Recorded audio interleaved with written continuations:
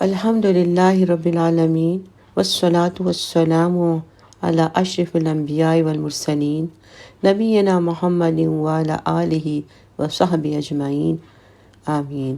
اما بعد، اسوۃ حسنہ کی روشنی میں زندگی کو خوبصورت بنانے اور اس سے لطف اندوز ہونے کے سنہری اصولوں میں آج ہم دیکھتے ہیں زندگی کا یہ پہلو کہ کتنا حسین و جمیل ہے کہ اللہ اپنے بندے کو آزمائش میں ڈالے، پھر بندہ اپنے دل کی طرف دیکھے تو اسے صابر و شاکر اور راضی برضا پائے۔ سبحان اللہ، دیکھتے ہیں کہ کیسے ہوتا ہے۔ زندگی میں دیکھا جائے تو لوگوں کی جو آپس میں رنجشیں ہیں، عداوتیں ہیں، ان کے درمیان جو ہیں، اس کی وجہ کیا ہوتی ہے؟ ان دشمنیوں کا سبب جو ہے وہ یہی ہے کہ آپس میں اس کی وجہ سے آپس میں جو ہے ایک دوسرے کو دیکھنا، آپس میں مجلسوں میں ایک دوسرے کے ساتھ بیٹھنا، یہاں تک کہ ایک دوسرے کے ساتھ سفر کرنا بھی ناپسند کرتے ہیں۔ یہاں تک کہ جب کسی دعوت میں مدعو ہوں تو ان میں شرکت کرنا بھی ان کو گوارا نہیں ہوتا۔ غور کرنے پر معلوم ہوا کہ انسان کو اس پریشان کن صورتحال سے دوچار کرنے والی جو شے ہے وہ زبان ہے۔ معاشرے میں جنم لینے والے زیادہ تر حادثات کا تعلق زبان سے ہے۔ غیبت، چغلی، گالی اور یہ سب چیزیں جو ہیں بھائی بھائی میں جدائی ڈالتی ہیں، میاں بیوی میں ناچاکی پیدا کرتی ہیں۔ تو کسی شاعر نے کیا خوب کہا ہے، آدمی کی زبان اس کا نصف اور دوسرا نصف دل ہے، اس کے بعد صرف خون اور گوشت پوش کی ایک صورت باقی رہ جاتی ہے۔ ہم دوسروں تک اپنے افکار، نظریات عمدہ طریقے سے بھی پہنچا سکتے ہیں، پھر بدسلوکی کا سہارا لینے کی ہمیں کیا ضرورت ہے؟ کہتے ہیں کہ کسی بادشاہ نے خواب دیکھا کہ اس کے تمام دانت گر چکے ہیں۔ بادشاہ نے خواب کی تعبیر بتانے والے کو بلوایا اور اس سے خواب بیان کیا۔ معبر نے جب خواب سنا، یعنی خواب کی تعبیر جو بتاتے ہیں ان کو معبر کہتے ہیں، اس نے خواب سنا تو اس کا رنگ فک ہو گیا، وہ اعوذ باللہ اور اعوذ باللہ کہنے لگا۔ بادشاہ نے گھبرا کے دریافت کیا، کیا تعبیر ہے اس خواب کی؟ معبر نے ڈرتے ڈرتے کہا، چند سال کے بعد آپ کے خاندان کے سب افراد وفات پا جائیں گے اور آپ سلطنت میں اکیلے رہ جائیں گے۔ یہ سن کر بادشاہ طیش میں آ گیا۔ اس نے معبر کو خوب گالیاں دیں اور کوڑے لگائے، اور اس کے بعد بادشاہ نے دوسرے خواب کی تعبیر بتانے والے کو بلایا۔ وہ آیا تو بادشاہ نے اسے خواب سنایا، تعبیر پوچھی۔ اس نے خوش روی سے مسکرایا اور جب بولا، خوشخبری ہو، سراسر خیر ہے، سراسر بھلائی ہے، بادشاہ سلامت۔ بادشاہ نے پوچھا، وہ کیسے؟ اس نے دانت نکالتے ہوئے جواب دیا، اس کی تعبیر یہ ہے کہ آپ کی عمر لمبی ہوگی، آپ خاندان میں سب سے آخر میں فوت ہوں گے اور تمام عمر بادشاہ رہیں گے۔ بادشاہ یہ تعبیر سن کر بے حد خوش ہوا اور اس کو انعام و کرام دے کر نوازا۔ بات ایک ہی تھی لیکن مختلف طریقوں سے کہی گئی تھی۔ پہلی تعبیر سے بادشاہ ناراض ہوا اور وہی بات دوسرے انداز میں کی گئی تو بادشاہ خوش ہوا اور اس کو انعام و کرام سے نوازا۔ اسی لیے حضور صلی اللہ علیہ وسلم نے فرمایا ہے کہ جب ابن آدم صبح کرتا ہے تو تمام اعضاء زبان کے سامنے عرض گزار ہوتے ہیں، ہمارے متعلق اللہ سے ڈرنا، ہم تیری بدولت ہیں، تو سیدھی رہے گی تو ہم بھی سیدھے رہیں گے، تو ٹیڑھی ہوئی تو ہم بھی ٹیڑھے ہو جائیں گے۔ جی، تو سردار جو زبان ہے وہ سردار ہے، یعنی لوگوں کے درمیان صلح کرانے میں اس کا ڈنکا بجتا ہے، تجارت کے معاملات میں یہ سردار ہے، وکالت کے پیشے میں اس کی عملداری ہے۔ لیکن اس کا مطلب یہ نہیں کہ انسان زبان جیسی نعمت سے محروم ہو تو بول نہیں سکتا اور اس کی زندگی ختم ہو جاتی ہے، وہ کوئی کام نہیں کر سکتا، بلکہ اگر ارادہ عزم مصمم ہو تو یہ آدمی جو ہے بہت سی صلاحیتوں میں اور بہت سی صلاحیتیں اس میں ہوتی ہیں اور میدان عمل میں کامیابی سے ہمکنار رہتا ہے۔ راوی کہتے ہیں کہ ابو عبداللہ میرے دیگر احبابوں میں سے تھے، لیکن ایک چیز اسے دوسروں سے ممتاز رکھتی تھی، وہ یہ کہ اس کا بھلائی کے کاموں میں بڑھ چڑھ کر حصہ لینا۔ وہ ہمیشہ ان سرگرمیوں میں مصروف رہتا تھا۔ اس میں سے ایک نمایاں سرگرمی ان کا گونگے بہرے افراد کے ادارے میں مترجم کے فرائض انجام دینا تھا۔ ایک روز اس کا فون آیا کہ کیا خیال ہے آپ کی مسجد میں گونگے بہرے افراد کے ادارے سے منسلک 2 طالب علم پیش کیے جائیں جو وہاں موجود نمازیوں کو خطاب کریں گے۔ میں نے تعجب سے کہا، گونگے بولنے والوں کو خطاب کریں گے؟ وہ بولا، بالکل، پھر ہم اتوار کو آ جائیں؟ میں نے حامی بھر لی۔ پھر میں بے چینی سے اتوار کے دن کا منتظر رہا۔ اتوار کے دن میں مسجد کے دروازے پہ کھڑا ان کا انتظار کرتا رہا۔ اتنے میں ابو عبداللہ کی گاڑی دروازے کے سامنے رکی اور اس کے ساتھ 2 آدمی گاڑی سے برآمد ہوئے۔ ایک تو ابو عبداللہ کے پہلو میں چل رہا تھا اور دوسرے کو وہ ہاتھ سے پکڑ کے لا رہا تھا۔ میں نے پہلا آدمی دیکھا، وہ گونگا بہرا تھا، یعنی سن اور بول نہیں سکتا تھا، البتہ اسے آنکھوں سے نظر آتا تھا، جبکہ دوسرا گونگا بہرا ہونے کے ساتھ ساتھ نابینا بھی تھا۔ نہ وہ سنتا تھا، نہ دیکھتا تھا، نہ وہ بول سکتا تھا۔ میں نے ابو عبداللہ سے ہاتھ ملایا۔ دائیں طرف کھڑا احمد میری طرف دیکھ کر مسکرانے لگا۔ میں نے ہاتھ بڑھا کر اس سے بھی مصافحہ کیا تو ابو عبداللہ نے نابینا کی طرف اشارہ کرتے ہوئے کہا، فائز سے بھی ہاتھ ملائیے۔ میں نے کہا، السلام علیکم فائز۔ ابو عبداللہ نے ٹوکا، اس کا ہاتھ پکڑیے، وہ آپ کو سن نہیں سکتا، نہ وہ آپ کو دیکھ رہا ہے۔ میں نے اپنا ہاتھ فائز کے ہاتھ میں دے دیا۔ اس نے گرم جوشی سے میرا ہاتھ تھام لیا اور ہلایا۔ ہم سب مسجد میں آ گئے۔ نماز کے بعد ابو عبداللہ کرسی پر بیٹھ گیا۔ دائیں طرف احمد اور بائیں طرف فائز بیٹھا ہوا تھا۔ لوگ حیرت سے تک رہے تھے کہ انہوں نے آج تک کسی گونگے کو لیکچر چیئر پر بیٹھے نہیں دیکھا تھا۔ ابو عبداللہ نے احمد کو اشارہ کیا۔ احمد کے ہاتھ حرکت میں آ گئے اور اس کی تقریر شروع ہو چکی تھی۔ لوگوں کی سمجھ میں احمد کی کوئی بات نہیں آ رہی تھی۔ پھر ابو عبداللہ مائک پر آیا اور بولا، احمد آپ سے اپنی ہدایت کی کہانی کہہ رہے ہیں۔ وہ کہتا ہے کہ میں پیدائشی گونگا ہوں اور میں نے جدہ میں پرورش پائی۔ میرے گھر والے مجھے نظر انداز کرتے تھے۔ میں لوگوں کو مسجد جاتے دیکھتا تو سوچتا، یہ لوگ آخر مسجد کیوں جاتے ہیں؟ میں بارہا والد کو دیکھتا، وہ جائے نماز بچھائے رکوع اور سجود کرتے تھے، لیکن مجھے معلوم نہیں تھا کہ وہ کیا کرتے تھے۔ یہ اٹھک بیٹھک کیا ہے اور کیسی ہے؟ میں گھر والوں سے کچھ پوچھتا تو وہ حقارت سے جواب نہ دیتے۔ اتنا کہہ کر ابو عبداللہ نے احمد کو اشارہ کیا۔ اس نے اپنی کہانی کا سلسلہ دوبارہ جوڑا اور ہاتھوں کے اشارے کرنے لگا۔ یکایک اس کا چہرے کا رنگ بدلا، اس سے اپنے جذبات پر قابو نہ رہا۔ ابو عبداللہ نے سر جھکا دیا۔ احمد رو پڑا اور زار قطار رو رہا تھا۔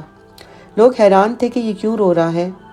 بہرکیف اس نے اشاروں کی تقریر جاری رکھی، پھر توقف کیا اور ابو عبداللہ نے بتایا، احمد آپ سے بیان کر رہا تھا کہ اس کی زندگی میں تبدیلی کیسے آئی۔ راہ چلتے ایک اجنبی نے ازراہ شفقت اسے اللہ کے بارے میں بتایا، نماز سکھائی۔ جب اس نے پہلی بار نماز پڑھی تو اسے اللہ کے قرب کا احساس ہوا۔ اسے خیال گزرا کہ اللہ نے اسے جس آزمائش میں ڈالا ہے اس کا بڑا اجر ہے۔ اس نے ایمان کی حلاوت کا مزہ چکھ لیا تھا۔ اس کے بعد ابو عبداللہ نے احمد کی بقیہ کہانی سنائی۔ اکثر لوگ یہ باتیں نہایت دلچسپی اور توجہ سے سن رہے تھے، لیکن میں مصروف تھا۔ میں کبھی احمد کو دیکھتا، کبھی فائز پر نظر کرتا۔ دل ہی دل میں کہتا، احمد دیکھ سکتا ہے اور اشاروں کی زبان جانتا ہے۔ ابو عبداللہ بھی اشاروں کے ذریعے اس کی باتیں سمجھ جاتا ہے۔ فائز کی باتیں وہ کیسے سمجھے گا جو نہ دیکھ سکتا ہے، نہ وہ سن سکتا ہے اور نہ وہ بات کر سکتا ہے۔ الحمدللہ، اللہ کا شکر ہے کہ اللہ تعالیٰ نے ان سب نعمتوں سے ہم سب کو نوازا ہوا ہے، آمین۔ احمد کی تقریر اختتام کو پہنچی۔ وہ آنسوؤں کو پوچھتا ہوا اپنی کرسی پر آ بیٹھا۔ اب ابو عبداللہ فائز کی طرف متوجہ ہوا۔ میں نے دل میں کہا، ہاں یہ کیا کرے گا؟ ابو عبداللہ نے انگلیوں سے فائز کے گھٹنے پر آہستگی سے ایک ضرب لگائی۔ فائز تیر کی طرح اٹھا اور نہایت اثر انگیز تقریر کی، لیکن کیسے؟ بول کر نہیں، وہ تو گونگا تھا، بول ہی نہیں سکتا تھا، یا پھر اشاروں کے ساتھ؟ نہیں، وہ تو نابینا تھا، اشاروں کی زبان بھی نہیں سیکھ سکتا تھا۔ اس نے چھو کر تقریر کی، جی ہاں، چھو کر۔ ابو عبداللہ نے اپنا ہاتھ فائز کے آگے رکھا اور فائز مختلف مخصوص جگہوں کو چھو کر بتاتا اور ابو عبداللہ جو اس کے مترجم تھے اس کی بات سمجھ کر حاضرین سے بیان کرتا۔ اتنی دیر فائز ساکن کھڑا رہتا۔ مترجم کی باتیں ختم ہوتی تو فائز کے گھٹنے پر وہ ضرب لگاتا اور فائز دوبارہ ہاتھ پھیلاتا اور مترجم اپنا ہاتھ اس کے آگے کرتا اور فائز اسے چھو کر اپنا مدعا بیان کرتا۔ لوگ کبھی حیرت سے فائز کو دیکھتے اور کبھی مترجم کو دیکھتے۔ فائز لوگوں کو توبہ کا درس دے رہا تھا، کبھی کانوں کو ہاتھ لگاتا، کبھی زبان پکڑتا، کبھی آنکھوں پر رکھتا۔ ہم اس کی کوئی بات نہیں سمجھ پاتے، یہاں تک کہ ابو عبداللہ ترجمہ کر کے بتاتا۔ فائز لوگوں سے کہہ رہا تھا کہ وہ آنکھیں اور کان حرام سے بچا کر رکھیں۔ میں لوگوں کی تاثرات نوٹ کر رہا تھا۔ بعض سبحان اللہ کہہ رہے تھے، کچھ آپس میں انہی طرح کی مختلف سرگوشیاں کر رہے تھے۔ زیادہ تر افراد توجہ اور شوق سے سن رہے تھے، دیکھ رہے تھے، چند ایک رو رہے تھے۔ رہ گیا میں بہت دور چلا گیا اور فائز کی صلاحیتوں اور لوگوں کی صلاحیتوں، اس کے دین کی خدمت کا موازنہ لوگوں سے کرنے لگا۔ جو فکر اس گونگے، بہرے اور نابینا شخص کو تھی، دوسرے لوگوں کے سینوں میں شاید اس کا عشر عشیر بھی نہ تھا۔ محدود صلاحیتوں کا ایک آدمی خدمت دین کے لیے تڑپ رہا تھا۔ وہ اس احساس تلے دبا جا رہا تھا کہ وہ اسلام کا سپاہی ہے اور ہر گناہ گار اور کوتاہ عمل کے متعلق اس سے پوچھا جائے گا۔ وہ سرشاری سے ہاتھوں کو حرکت دیتا، گویا کہہ رہا ہو، اے نماز کے تارک، آخر کب تک؟ اے حرام پر نگاہ رکھنے والے، آخر کب تک؟ اے فواحش کے مرتکب، اے حرام کھانے والے، اے شرک کرنے والے، آخر کب تک یہ سلسلہ چلتا رہے گا؟ لوگ واقعتاً فائز سے بہت متاثر ہوئے۔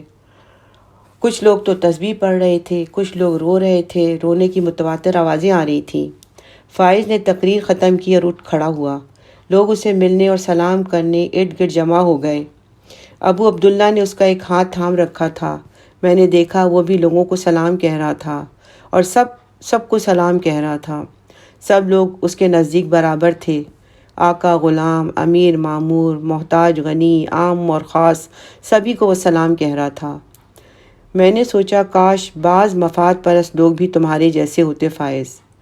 ابو عبداللہ فائز کو لے کر مسجد سے باہر آ گئے۔ ان دونوں کا رخ گاڑی کی طرف تھا اور میں ان کے ساتھ ساتھ چل رہا تھا۔ وہ دونوں خوشگوار موڈ میں ایک دوسرے سے ہنسی کر رہے تھے۔ دنیا کتنی حقیر ہے! کتنے لوگ ہیں جن کے ہاتھ، پاؤں، آنکھیں، کان اور زبان سلامت ہوتے ہوئے بھی ہیں، لیکن وہ اپنے آپ کو افسردگی اور غم سے چھٹکارا دلانے میں کامیاب ہی نہیں ہوتے۔ یہ لوگ آخر اپنی زندگی میں دلچسپی کیوں نہیں لیتے؟ اپنی صلاحیتوں سے فائدہ کیوں نہیں اٹھاتے؟ حالات کے مطابق زندگی گزارنا کیوں نہیں سیکھتے؟ زندگی کا یہ پہلو کتنا حسین و جمیل ہے کہ اللہ اپنے بندے کو آزمائش میں ڈالے، پھر بندہ اپنے دل کی طرف دیکھے اور اس سے صابر اور شاکر اور راضی برضا پائے۔ بے شک فائز نابینا اور گونگا بہرا ہونے کے باوجود زندگی میں کامیاب ہو سکتا ہے اور لوگوں کی توجہ حاصل کر سکتا ہے، تو اس شخص کو کیا مسئلہ ہے کہ جسے اللہ نے بولتی زبان، دیکھتی آنکھ اور سنتے کان عطا کیے۔ حقیقت تو یہ ہے کہ آدمی کی زبان اس کا نصف ہے اور دوسرا نصف اس کا دل ہے، اس لیے اس کے بعد صرف خون اور گوشت پوشت کی ایک صورت باقی رہ جاتی ہے۔ اسی لیے انسان کو چاہیے کہ اپنی زبان پر قابو رکھے۔ بعض اوقات انسان پرواہ کیے بغیر اللہ کی ناراضگی کی باتیں کہہ دیتا ہے، جس کے نتیجے میں اللہ قیامت تک اس سے ناراض رہتے ہیں۔ اسی طرح نبی کریم صلی اللہ علیہ وسلم نے فرمایا کہ بے سوچے سمجھے منہ سے بات مت نکالو۔ زبان کی مہار کھلی چھوڑ دینا ہمیشہ ہلاکت کا باعث بنتی ہے۔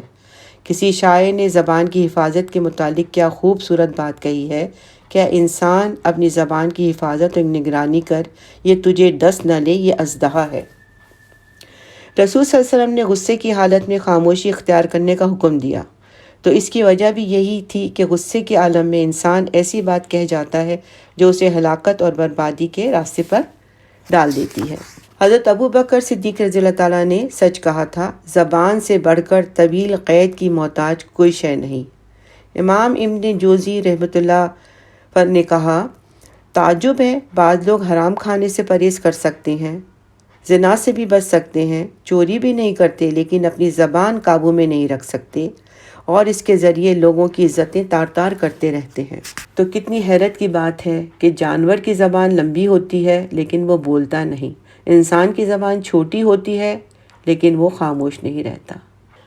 بارک اللہ لی ولکم، ربنا تقبل منا انک انت السمیع العلیم وتب علینا انک انت التواب الرحیم وآخر دعوانا ان الحمد للہ رب العالمین۔